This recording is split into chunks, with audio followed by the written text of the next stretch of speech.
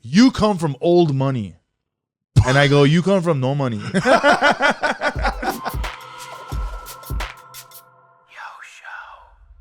So if you don't know, Jack Jr. is on the podcast, owner or part of the family that owns Heir of the owner. Heir of the owner, a ha-ha Game of comedy, Thrones. right?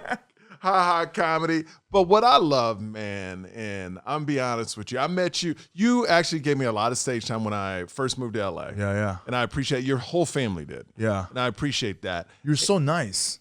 And that's very. I remember. Is that weird though? I remember. Yeah, it's weird in LA. I remember what attracted me to you was I could never say no to you because you your smile and you're so tall and it's like a big happy tree.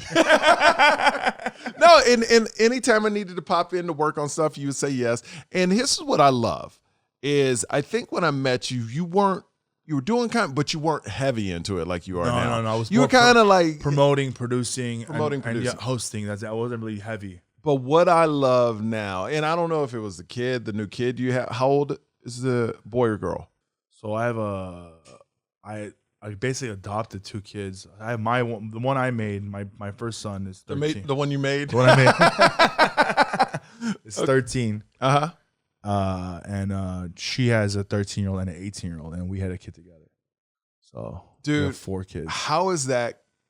Like going back to the beginning of kids, because like my wife wants a third. Yeah. I'm like no, because but I guess you're so far removed from it. Yeah. Like that's 13 years. You forget how much work it is. Yeah, 13 years. But I appreciate it more because when I had my first kid, I was like, man, I got a kid. Like it wasn't like I have a kid. Yeah, you know what I'm saying? It was like now I enjoy. Because you were younger. I was younger. I was divorced. I wasn't with her no more. How old were you when you got divorced? 25. So what age did you get married? 24. Like literally like that quick. Really? Yeah, and then so like it's different right now. I'm with the woman that I love, and I had a kid with her. So it's like the first kid was a hookup. You liked her. Hookup. She got pregnant. We're dating for like a year off and on, and then my mom was like, "You need to marry her.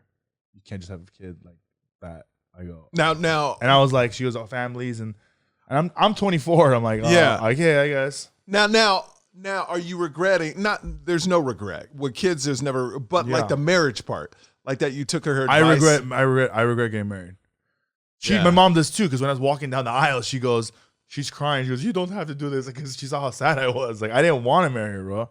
I didn't want to. She didn't even want to get married. Like, it was just like we just did it. We did it to honor the relationship. I don't know what it was, but it was And how long did you stay married? For like 9 months, dude. 9 months, and then I couldn't picture myself with this person for the rest of my life, you know.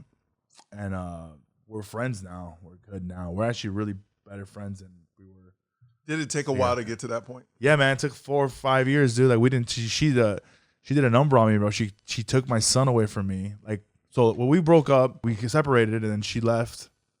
I know. I had the baby, and I go, hey, I'm gonna give you a couple months rent. Here's some money. I'm gonna take care of you. You can find a new place. I'm gonna leave, or you can stay here, whatever you want. So I went to my parents' Wait. house. So y'all? Oh, because we were living together. You were living together, and you had the baby before you were married. Yeah. No, we were married. You're married. I had a baby. So but why are you saying you can stay here and I'm gonna go? Because we were living in the house. We live in a townhouse together, and I said I'm gonna go. Stay here for 2 months. Figure out what you're gonna go. We're gonna move. Your friends. Blah blah blah. Okay. Gotcha. I took the baby with me. Went to my mom's house. And stayed there for like a month.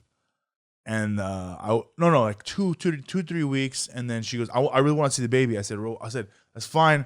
I said, but right now, like it was just we were really toxic. Like we called it. It was toxic. Police on each other. It was like bad.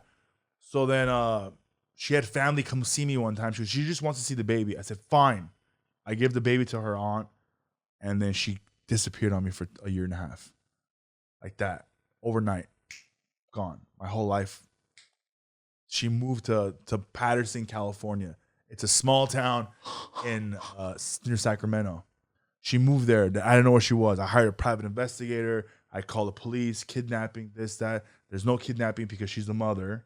There's no court order, nothing. So it's just your son's with your mom. I mean, look, it's pretty crazy to me, like, because the police, if it was you, they probably come after you. Like if the father takes the child, they wouldn't be like, oh, it's the father. Yeah. But it's interesting that if it's the mother gets so much leniency. Yeah. Even if they're in the wrong. Yeah. Was that how it was?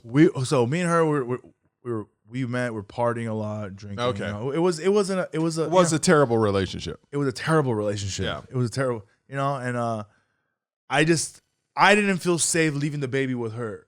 No, of course. It was both of us, but like I kind of had my shit together because I was still working and providing. Yeah. But it was just like it was just bad, man. And how were you providing at the time? I was working. I owned a cell phone store in the mall. I was a full blown Armenian. Hey bro, you want the cell phone? I got to you. Exactly. Yeah, man. In the Gundla Galleria, so I had a Verizon kiosk, and then I had two businesses. I had a cell phone store and I had an accessory cart in the mall, same mall. I was providing. I was working my ass off, working my 14-hour days, all just hustling. So then, not only did she take my son, then she starts she files for residency in Patterson, California. Mm-hmm. Forges my signature. Now fake serves me, never served me for court, right? Now she's a resident. They granted her a residency because I didn't show up to court because I never got served. Yeah. Now she is a resident there. Now they serve me for child support. Now that she's a resident, they serve me for child support, bag child support. Now I'm paying $1,100 a month. Wait a minute, you didn't try to fight this? I did try to fight it, but that's your signature. It was back and forth, and they kept. But even though you didn't sign it, I didn't sign it. They prolonged the courts, so you had to pay while they were figuring out. Yeah, they kept having to pay. I said, fine. I don't want to go to court no more. I'm losing all this money. I lost my cell phone store. I lost my business. Now I'm depressed. I'm freaking doing drugs. I'm drinking every day. I'm going out partying, sleeping with women. I'm just trying to be like trying to like numb myself, right? And what are your parents doing? Because your parents are successful business people. Parents are successful people. I haven't gone to them yet. Okay. They still think that I got my shit together still. Okay. I'm still in a dark place. So finally, now I'm in a really dark place, and I go to my parents. I go to the Ha Ha Comedy Club. I talk to my parents. I go, hey dad, I don't have a cell phone store anymore. I closed the business. They know what's going on with the whole divorce, the courts. Yeah. I go, I found Dominic. He's up there, and I need help. Yeah. They go, what do you want? I go, I need therapy. I go, I'm trying. I think I'm gonna kill myself. And my dad goes, therapy? Are you crazy? You know how expensive therapy is? He goes, go on stage, do open mic. You want to talk to somebody? Go on stage. So I did my first open mic in 2010. And you were 24. 24 years old. So even though your family owned 25. Yeah, 25, yeah. Even though your family owned a comedy, the Ha Ha Comedy. Yeah. And tons of A-list celebrities and comedians have gone through that room. Yeah. Until it took you getting depressed and need therapy before you even tried a family business. They don't want to. I grew up in the family business. I didn't want to do what my dad did. I don't want to be around there. Because it's different when I don't even like I love performing there, but I don't even like performing there because it's not that I don't just have to perform there. I gotta see people. I gotta do the sound. Yeah. There's no bartender. Go make the drinks. I gotta do everything. Like it's like this is your business. This is yours. One day this is gonna be yours. I go, I don't want it. Yeah. I want to do my own thing. So at a very young age, I was very rebellious. My dad, 18 years old, made me move out of the house. I've always been grinding. But that's a thing though that's different today. It's like I told my wife, 18 the kids are out, and they're like, now kids will stay in the house till they're 40. like 40. Yeah. I have friends that still live at home right now with their mom, and I go, that concerns me. If you can sleep in, if you have the luxury of sleeping in, you need to get your shit together. Yeah. That's what I'm saying, man. It's pretty crazy where now it's not 18. Now it's like 25, 30. And I was like, oh no. Yeah. Once our kids hit 18, we traveling. Yeah. We gone. Yeah. Don't even think about these kids being in the house. Yeah. I'm not having that. Yeah, that's what I'm going through right now with my stepson right now. Like he's 18 years old and he doesn't want to go to school. Time to go. He doesn't want to go to school. He doesn't want to go to school. He wants to work full time but still live in my house and not do anything. So he had a rude awakening because he said you don't get it. You don't get it. The times have changed. You can be lazy. Yeah, he goes, you come from old money. And I go, you come from no money. Like, he doesn't get it. So, like, he got a job now. He's working at Amazon. So he was just hanging out at the crib. He's hanging out for a year, not doing anything. for a year. I told Phoebe, what's going on, dude? He needs to do something. He's still figuring it out. I said, no, man, he's fucking just living off of us for nothing. So then I couldn't. It's such a dad thing, but though, I couldn't. you know? I turned into my father because I remember I was like when I was 16 years old and I would sleep in. He goes, look at my son sleeping in, lazy, you know. Yeah. So I turned to I would get mad that I'd be up at 7 a.m. grinding, working, doing something, and he'd be sleeping in. I'm like that with my son right now, I'm like, and get he's up and 6. Take the trash, do something, and he would be like, oh, or half-ass it, or he'd take the trash but not put a bag in it. Like he'd do everything half-ass. You know what I'm saying? Like that little stuff was bothering me, right? Oh yeah. So then I said, I can't. His room was next to my room. I said, I can't have this anymore. I can't. You know what I did? I reconstructed my garage and I built a room for him just so I didn't have to see him every day. That's awesome. Yeah. That's it's closer to the street. So all you got to do is hit the button, the garage goes up, and he leaves, right? Yeah. Close it. No, Yeah. but that's the thing is, and that's what the appreciation of getting older is. Every father starts saying things their father used to tell them. Yeah. You turn into your dad. Totally. I'm like that. Like me my too. hair started turning a ponytail. So. Right? Yeah. So over the last year, Yeah. I've seen a switch turn where, man, you're everywhere. Yeah. Was that because of the kid, or you were just like, yo, I'm telling my son to get his shit together. I need to start hustling and getting my shit together too. Yeah. So in 2020, when everything shut down, I had a lot of time to like, oh shit, like I can't do anything. Like I need to find a way to get to the next level. I can't just be doing these shows like in LA. The These promoter LA shows. I can't be doing that. I can't do stop popping at the ice house and just do 10 minutes. I gotta get to the next level. So I read a book called Think and Grow Rich. Mm-hmm. And it's from Shark Tank. I love Shark Tank. Yeah. Shark Tank. Oh my God, I love Shark Tank. If you get what's the best invention you've seen on Shark Tank? You wish you would have came up with The Ring camera. The ring. oh my God! It's so they simple. passed on that. Dude, they passed on it. They passed on it. The Ring camera. I got rings all over this. Yeah, house. I told him I saw him. Right? I was like, hey. Yeah. You know, I think I'm gonna add that element to the podcast. Yeah. Is when people walk to the door Yeah. and ring the doorbell. I think that's a cool It's opening cool. to the podcast. Yeah, it's you cool. know what I mean? It's cool. So I got focused and I started writing goals and like a weekly goal, a daily goal, monthly goal, 60, 90 days. Like and that worked. I said, okay, I want to buy a house. I want to write a new 10 minutes. I want to work cruise ships. All this stuff I just wrote it down. Yeah, you should. And it all came true. My baby, I want to have a baby. I said I want to make $250,000 this year. Yeah. I'm making that. You know, it's just about applying myself, and that's all it was. You know what's interesting is you find out when you write lists, because a lot of times what I notice about LA is everybody comes out, I'm a make it goal, right? Yeah. But their steps they wrote, they Yeah. never wrote steps. Yeah. And when you don't just make it, you feel like you haven't done anything. Yeah. But when you write realistic goals, Yeah. you actually see yourself moving forward. And that's the problem so many people give up, because they just think about the big goal and not the little steps it takes to move. Yeah. I remember my first day in LA, I was always like this. I go, I just want to be on TV one time a week. Yeah. Got that. 2. Yeah. Got that. 3. So now I'm making realistic goals. So at the end of the year, I'm like, oh, I'm on TV every day. Yeah. You know, it's like I want a headline. Yeah. So I got my group of, now, you know what?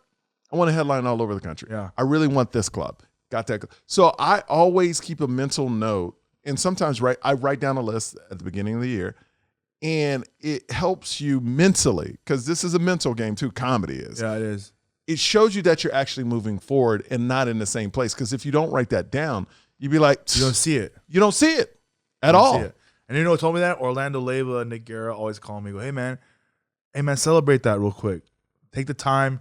Yo, you got a cruise ships. You're doing cruise ships. Celebrate it. I taped for Netflix for Arsenio Hall interview on Netflix. That was a huge moment for me. And I wrote all this stuff on you know what's crazy? I actually wrote on my board, do a major podcast with someone. There it is. Right here. And but here's the thing is that you're such a giving dude. Yeah. But I'm sure you've seen the other side of it. I've seen You've had people hit your stages, you've done favors. Has there been a comedian that surprised you that they didn't look out for? You don't have to say their name. There's been a lot. Really? And you're like, yo, man. There's a lot to this day. Like, honestly, like I've probably seen I think a lot of the big names look at me as young Jack Jr. Yeah. The owner's son.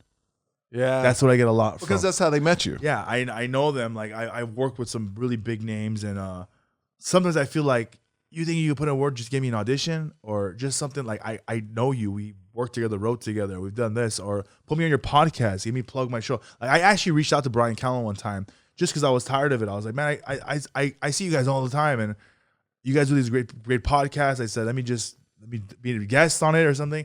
And I haven't done his podcast yet, but he actually gave me a shout out on his podcast. Bert Kreischer's gave me a shout out. Oh yeah, I love Rogan, Bert. all of those guys have given me shout outs on their podcast. But I've yet to do their podcast, and I kind of like I feel like It fucks with I you. feel like what I go.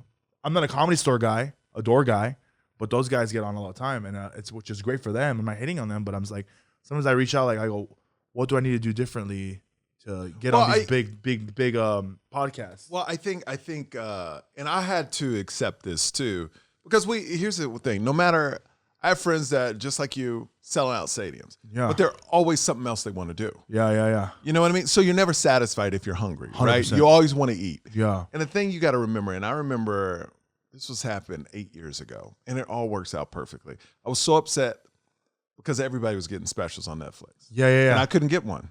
You know, and I remember my agent, because I got mad at him. Yeah. And he goes, "You compare yourself to other people's races. You can't.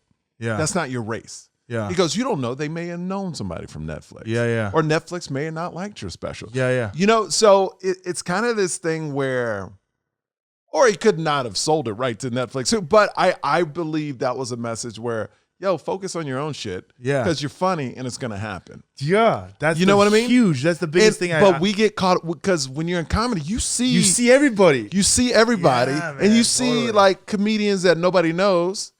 2 weeks later, they release a special and now they're selling out venues. Yeah. I did a show and she's phenomenal. Yeah. Ali Wong, 2 weeks before her special came out at the Ice House. 2 weeks later, she's selling out everywhere. Yeah. Ever it came out. And you're like, you know, mentally, you're like, why didn't I get that shot?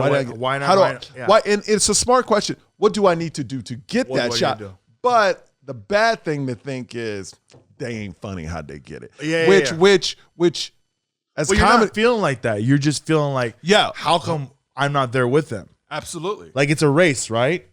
And you're like, okay, they're there, but like, what But do it's I? really, but that's the thing. That's what I'm saying. It's not a race. not a race. Because their race is not your race, and that's what I had to learn. Yeah. Like me putting out a special with another company and nobody watching that special. I know Blasian. Yeah. It's a great special, but nobody I know really never watched it because I never got stopped. Yeah. Me learning from that moment, putting out my own special. Yeah. Now having clips with 20 to 25 million Yeah, views. yeah. My special did very well. I get stopped all the time Yeah. from it, and I own it.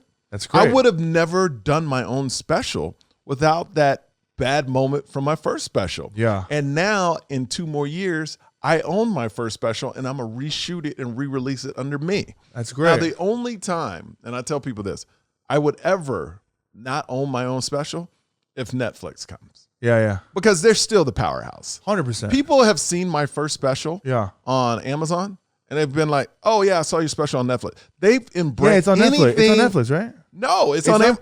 People think because they see people. I thought it was on Netflix. people in their heads. Any comedy that's how well Netflix did with comedy. Yeah. Anytime somebody sees anything, Okay. they think it's Netflix. That's Like okay. my last special. I'm being honest. I thought it was Netflix. That's Yeah, right. my last special I just did, it's on YouTube. But Yeah. people stop me up, man, that shit was great on Netflix. And the thing is, they're not lying because they think I know they saw it because they're telling me jokes from it. Yeah. And I'm like, all right, great. Yeah. Great. You know, I was on Netflix for Is It Cake? You know, that Oh, big yeah, cake yeah, show. yeah. So I was on Netflix. So people like, oh, Netflix. So his special must have been on Netflix too. Yeah, your face is very. Like, It's all over the place. all over the place. I'm a whore. I'm a whore, Jack. I'm a TV whore. If there's a TV show, you know I'm on it, Jack. Jr. Yeah, you are. I love it. I'm like, I was like in the I'm a slut of TV. coffee in the morning. I'm like, it's CBS. I'm like, what the fuck is he doing there? So, I mean, but how do you adjust to that, man? Like where you've done solids for so many people Yeah. and they don't come through for you. I'm not mad about it. Yeah. I just it's almost like it hurts sometimes. Yeah, Like, it hurts. has to. Like when you call me the other day and you're like, hey man, you want, I'm like, hell yeah, man, I would love to. Yeah. That's all it is, a phone call. It's not about being famous or getting be a new trend. I just feel like put 14 years in this business. I put everything into it. I've helped a lot of comics whenever they need stage time. Hey, I'm taping this for this. I needed to get up. I said, yeah, man, for sure, it'll be great. And I just feel like it's time for a, just a little push. That's what I'm saying. Yeah. The people you helped out, like this is comedy to me, and this is what I love about podcasting. And I've said this before, so excuse me if you've heard this podcast before, but I've said this before. I feel like when I started just 12 years ago, it was a much different landscape. Comedians really thought if somebody like them got ahead, that ruins their chance to get ahead.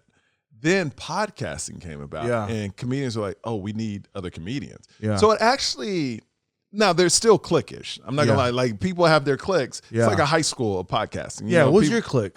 Huh? I'm not really in a clique. I don't have a clique either. Like I never, but I'm different from you where I never had a clique coming into comedy. Yeah. And since you own the club or heir of, your family. That's the I have nobody I came up with. Yeah. I don't have those war stories of, man, going to all these open mics and doing that. No, you started in the freaking. I started on TV and then went into comedy. Yeah. So I was getting stage time. Yeah. So I really don't have a group. And so that's why I know a lot of comedians. Yeah. But I'm not like bros with a lot of, because I never was in it. I remember the first time I saw you, we were both doing American Comedy Company. Oh, ACC, yeah. My picture was up and yours was there. And we were both new comedy. You were producing your show, then I had my own show there. And that's when I first recognized your face. And I go, I said, that's a nice face. Right? No, but that's what I did when I first started. I produced my own shows right out of the bat so I could make. I wasn't going to wait. It's called Hot Mess Comedy. Yeah, Hot Mess Comedy. Yeah, but I wasn't going to wait for people to give me stage time. Yeah. I was going to make it myself. But, now it's time. It's like I'm always averaging a great amount of tickets per show now wherever I go. So, the next step is like, oh, you need to get out of comedy clubs. No, I like the clubs better than the theaters. Well, see, but to show, so here's what I've learned. Is it an ego thing? No. Okay. Not at all. But this is what I've learned. Once you show that you can sell out of a comedy club, because I love comedy clubs too. Yeah. Once you go back into comedy clubs, they give you more money in that same city because they know you can sell. Because a lot of comedy clubs, this is what I learned.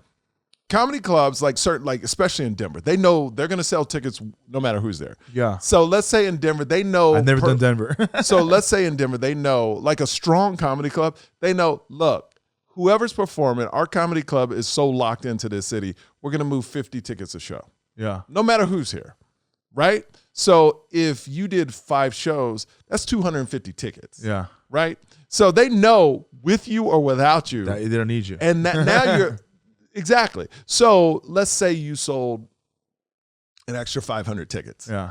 750. So really you sold 500, and even though your count says 750, in their minds it's like, no, you sold 500. Yeah. So what happens is when you get to that point, or if you're selling, like I'm selling between 800 to 1,000 tickets every weekend. Yeah. Right. So once you reach that 800 point, that's where the money goes up, because now you're in that next tier. Yeah. Comedian. But to take it for the comedy clubs that go, we would have sold X number anyway. Yeah. You got to do it outside a comedy club. Yeah.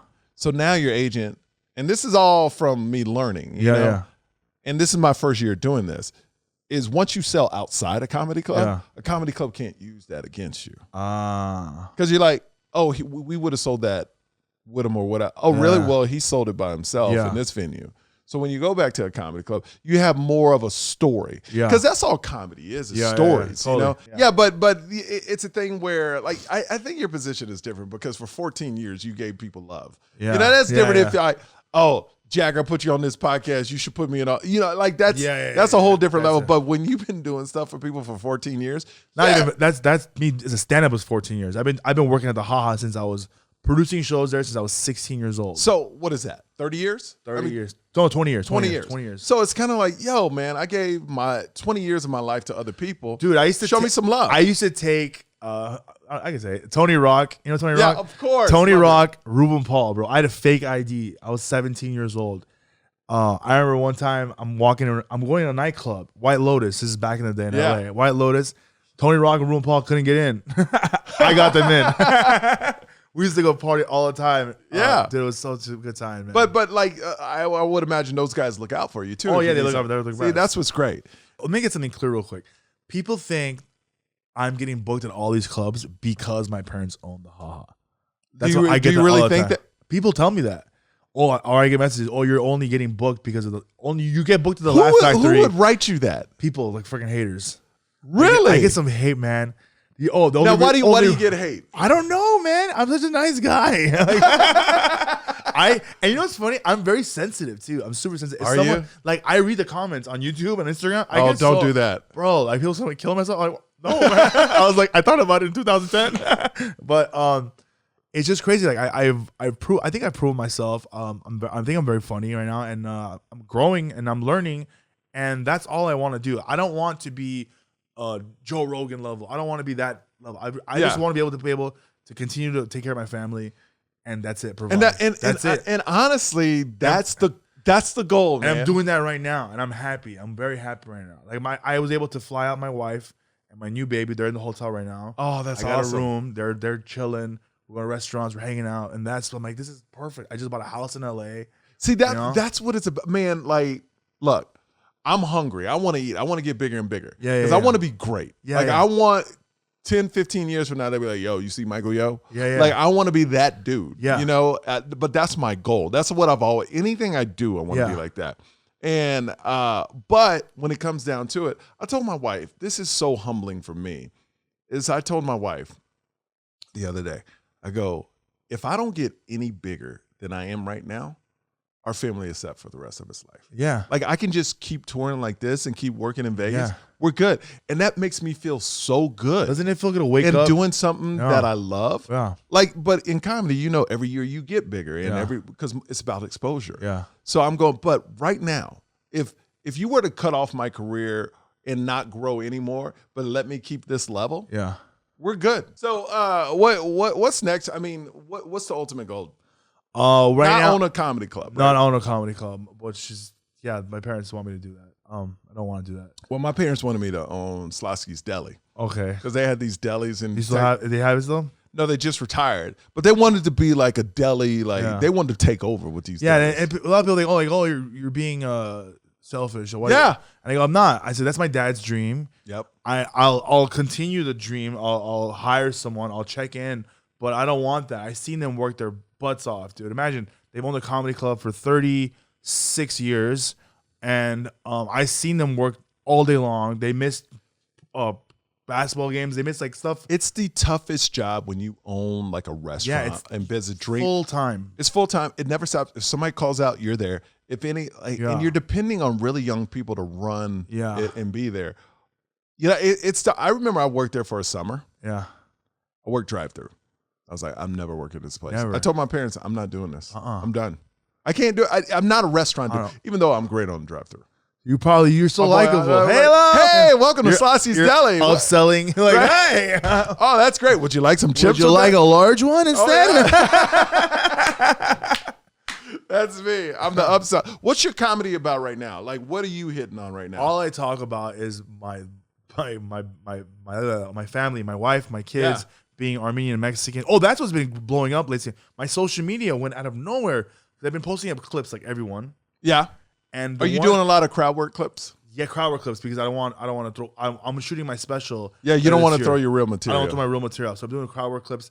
But the ones that have been hitting are I'm finally in a safe, comfortable place to talk about being Armenian and Mexican. Yeah, I never did that before because I was bullied as a kid for being Mexican at a private Armenian school. Yep. So, but I'm finally finding comfort and healing, and I've been making fun of it, and a lot of videos have been going viral on the internet, and I probably got over like 60,000 new followers in this past year just from Armenians and Mexicans, and go, oh, I relate to that. Oh my God, I'm half too. See? You get it? You're half. Oh yeah, when Blasian, the one thing when Blasian came out, this is what nobody really knew the word when I came out with. Yeah. Now everybody knows the word Blasian. And I love that now I've gained a big audience and they don't even have to be black and Asian. They can be mixed. Any mix. Like when I was growing up, there was no commercials with mixed couples. Nope. Now you can't turn on the TV without a mixed couple. I haven't seen a white person forever. I know white people just disappeared off a commercial. They don't even cast white people. White people are like, yo, we used to get all these commercials. Yeah, white is the other now in the box. It will be. In 30 years, it will be. My son right now is Filipino, Portuguese, Armenian, Mexican. Dude. Isn't that crazy? He looks like you. Yeah. We all look the same. You could be mixed up. Everybody's going to look like this one day, you know? But like my son and daughter, black, white, and Asian, man. Yeah. Like, and my daughter looks exactly like my wife. Like, literally, if I was holding my daughter, people are like, oh, whose daughter is that? Yeah. Like, she looked, besides her lips, she looks exactly like a white. She got blue eyes. It's crazy. Wow. My son looks exactly like me. Yeah. It's almost like they don't look like brother and sister. Yeah. And I tell my friends, I made a spy. My daughter is a spy. She can walk into she can infiltrate any white area and find out what they're really saying about me. Because she looks really white. Really like white. James Bond. Yeah, right. She's my yeah, right. I'm like, tell me what those white people said about me. Go in there. Find out what when I walk with my son, it looks like I found him or I stole him. But it's so great, man, when because when I first met you, you were doing sex jokes and just sex, drugs, all that, yeah. all those kind of jokes. And now no it's crazy how the older you get and more mature. Because that's where I was. Exactly. I was just having sex and doing drugs in a really dark place. Yeah. It was my therapy. That's all I was doing. So did you ever go to therapy or just comedy? Just comedy. I did therapy one time. I remember I went therapy with my dad. We went together. Oh my God. We had a relationship like we were bumping heads all the time.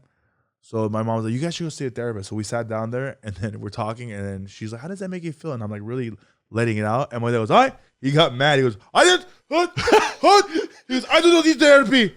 I am strong. And he walked out. I go, see, that doesn't love me.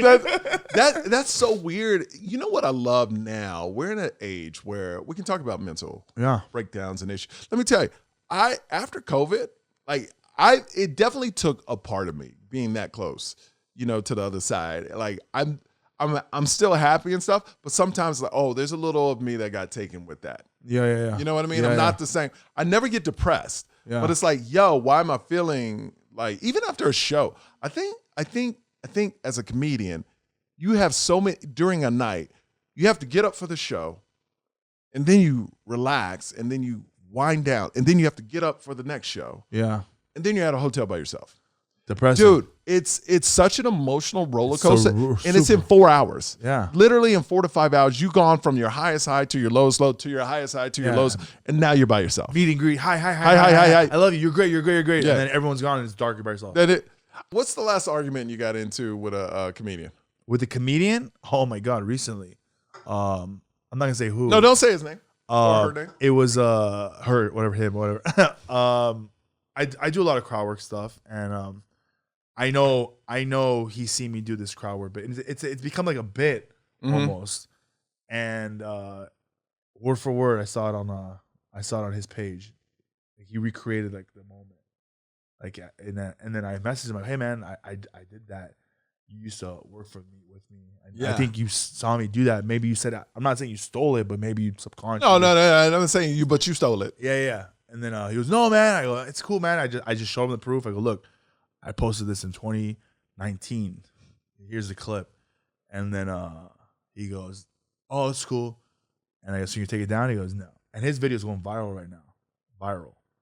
And it's hurting me because I'm like, dude, I thought of that, you know? Uh-huh. And then, but I got over it. I said, you know what? I don't want to be that guy that's a joke police and have that negative energy around me. So I said, I forgive you. I love you still. We're good. But it's I needed a day to get angry. Dude, let me tell you something. I used to have a very close friend that was a comedian. Yeah. And a very funny person.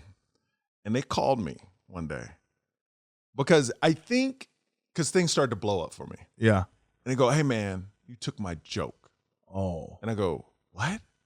I go, I don't even watch comedians. So it happened at the Comedy Cellar. And he goes, you never thought of that concept till you saw me do it.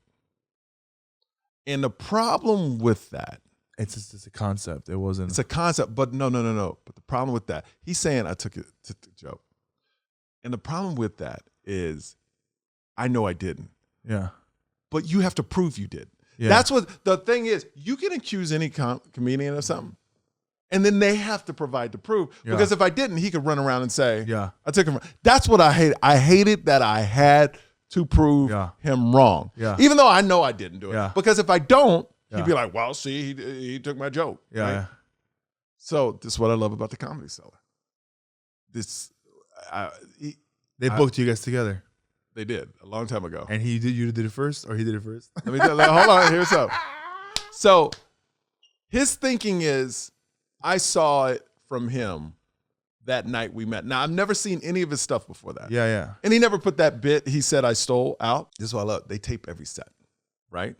So I remember we met, I think it was in August. This was like a while back, in August of last year. And I put out my special. So he said I stole 2 bits. And his thinking, since you heard me do them, so you stole them. I go, if that's your thinking. And one of the bits he said was 8 years old on my first special. Yeah. So I go, by your thinking, that means you took it from me. Yeah. Because all my specials are the same. They look the same. I wear the same outfit. So he thought what I took was new, but I said, look at the background of it. That's my first special I did 7 years ago. So if you want to go by that, that means you took it from me. Yeah. So I proved him wrong on that one. And then the new one that came out of my new special, and it wasn't even a joke. It was just a one-liner, right? Because the first joke I go is, I never thought me, during COVID is crazy, I never thought me and 2 black friends walking into a bank would be told to put on a mask. And then I go, you know what that's like? That's crazy. That's like white people hearing 2 black people won the cornhole championship of the world, right? Oh, okay. So joke did really well, it went viral. Yeah, yeah. A piece of that joke he thought I took from him. So I called Comedy Cellar and I asked him for footage a month before I met him, month and a half. And they're like, well, you want us to go a year and a half back? This was like, no, probably like 9-10 months back. I go, yeah. And I go, why? I go, I don't know. Nope. Just send me it. Send me the footage. I was doing that joke 3 months before I met him. Oh. And I sent him the footage, one, and he didn't say anything. What I was going to do is about to be a dick and send him the bit every single day. Every day I did it before I met him. Wow. Like from 3 months ago. I'm assuming you guys aren't friends now. No. And this is why we're not friends. He never apologized. That's terrible. It's terrible, man. You got to own up to it, man. And he's doing super well. Yeah. But it's kind of like, it's hurtful, man. We were friends. It's hurtful, but also in my mind, because I'm working on myself. Yeah. Because I was like, I could destroy this dude too. Yeah. I could go on a couple podcasts, put him on blast. Yeah, yeah. And then because clubs asked me about him. I could be like, yo, I man. know him, huh? Huh? I know him. Yeah. Clubs asked me about him. Oh, should we book him? I got him booked. Yeah. I got him booked in a lot of clubs. Mm-hmm. Right? And it's kind of like, I don't know if you guys are watching right now over there. Everyone's trying to figure out who it is. I know. You're never gonna find out. Never gonna find out. But what's funny is a piece of me was like, yo, I'm about to. Yeah. This guy. But then he has a family. Yeah. It's not worth it. It's not worth it to get into that. So I go, even he knows he's wrong, but he won't own up to it. Well, we never talked since then. He should. After I sent him that, he should apologize. And maybe it's because I don't know. If I say too much, people know it. But I'm happy. Look, I can honestly say I'm happy he's able to provide for his family. He's touring all over the country now, and that's great. But be a man enough to be like, yo, I called you out for something you didn't do, and I'm sorry. Yeah. Be a man. If you're gonna be a man, if you're gonna be a man and accuse somebody of something, be a man and say, I'm sorry. Oh, yeah. You know, but the problem with the whole thing is I had to prove, even though I know I didn't. You had to go back. I had to go back and prove it. You wasted time and your energy. You could have done something positive. That's what I'm saying. You know what's crazy about my story too is the comic that I was accusing, I told my joke, right? He did it, and then he messaged me yesterday. I forgot to tell you this part. He said he showed me a clip from Big J Ogerson, and he goes, "Yo, he's doing our joke." So that's what I'm saying. It wasn't a clever joke, I guess. You know, it's pretty. People thought of it. Whatever. It's done, dude. It's a thing where parallel thinking. Comedy is so parallel. You know, we all have the same thoughts. So like 4 comics hit me up. He goes, "Hey, did you watch this special? They did my joke." And like I'm like, "Oh shit, they did do your joke." Like there was like 3 or 4 jokes. One was from Cody Woods, Carlos Rodriguez, and which Jonathan joke was Kite. Those 3 guys, they have bits. One of them was. Is it parallel or is it exactly the same? I don't know, man. It's You gotta watch. You gotta look it up, guys. I don't want to ruin the joke. Okay, yeah. But yeah, it was just crazy. They showed me the video, and I was like, well, I guess take it as a compliment, or there's a. I don't think he's going out to try to take jokes. He's not trying, but I'm saying if he hired someone, it's kind of like a singer having a writer that heard something that hasn't been released and be like, oh, we're going to kind of take that because it's not going to be as big. Yeah. I don't know. It was pretty spot on. Was it really? Yeah. Cody Woods actually called me and told me a few times about it. He goes, I don't know, man. Cody Woods is a really great writer. If you know Cody Woods? No, I don't. Bro, he's a really good writer. He's so funny. You got to check him out, man. Shout out to Cody Woods. He's funny as hell, man. He's you look at his social media, his clips, he posts up clips all the time. And he's been lifted a few times. He even told me one time that Chappelle's people took his joke. Like, that's how deep it is. Really? Yeah, man. It's pretty crazy. I don't know what it is. But do you think? But people tell me a lot of shit. I don't know why. They just call me. But is that a comic going, yo, they took my joke? Or could this be? Because here's the thing. That's the thing. There's a thin line. No, it's a thing. But I feel like if it's generic. Yeah.